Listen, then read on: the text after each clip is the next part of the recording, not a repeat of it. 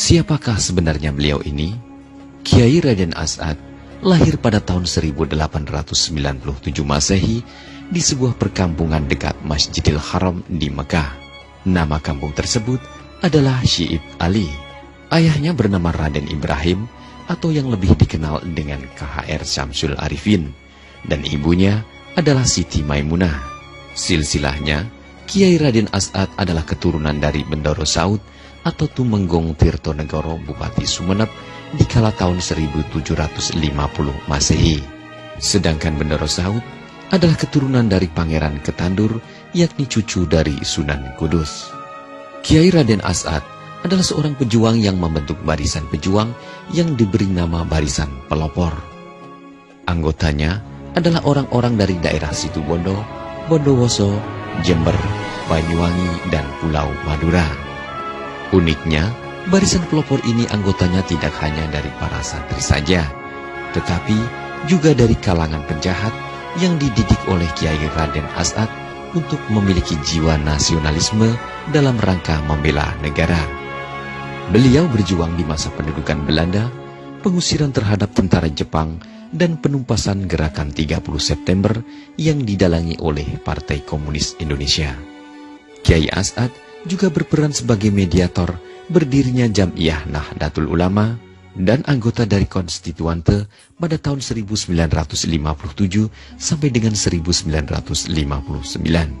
Teman-teman Dua Aufa, Kiai As'ad dikenal sebagai seorang kiai yang sakti mandraguna. Beliau mempunyai karomah, ilmu agama yang mumpuni, dan dipadukan dengan ilmu bela diri. Dalam catatan Kiai Haji Abdul Mun'im, pada saat sekutu kembali melakukan agresi militer ke Indonesia, mereka telah menyiapkan titik-titik yang dianggap strategis untuk digempur dan dihancurkan. Seperti telah mereka ketahui bahwa di Indonesia mempunyai kiai-kiai sakti yang menjadi penghalang jalannya kolonialisasi. Teman-teman Dua Aufa, pada saat pesawat Belanda mencari posisi pesantren Kiai As'ad, beliau menyembunyikan keberadaan pesantrennya dengan wasilah menaruh songkok atau peci beliau di halaman pesantren, serta menyuruh para santrinya untuk memagari pesantren dengan benang. Songkok dan benang tersebut oleh Kiai As'ad sebelumnya telah dibacakan hizib.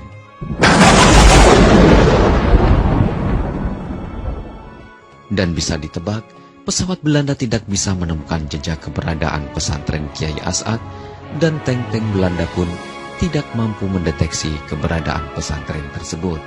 Pada hari berikutnya, Kiai As'ad menyuruh seorang santrinya untuk meletakkan lagi songkok beliau di tengah hutan.